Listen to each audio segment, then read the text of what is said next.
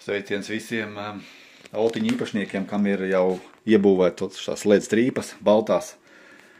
Gribu padalīties ar pieredzi, jā. Šis konkrēti ir Q7, kā ar laiku arī viņiem paliek tāds dzeltenas, tās LED strīpas, dienas gaitas un nesmuki izskatās. Gribu parādīt noslēpumu no iekšas, insights. Tādi lūk viņi ir, kā ar gali, kur tā lampiņa tuvāk, tur sāk kust.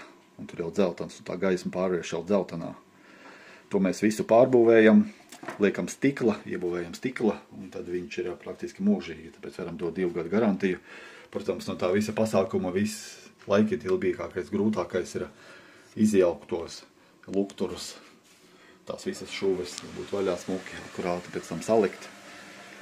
Un, jā, tāpēc, jo tās jauns lukturs maksā apmēram 4000 eiro, tad labāk taisīt pa limonādi, un mēs dodam 2 gadu garantiju, var teikt, kad salīdzinoši ar jauniem lukturiem. Laipni lūgti šeit Reflektori EU.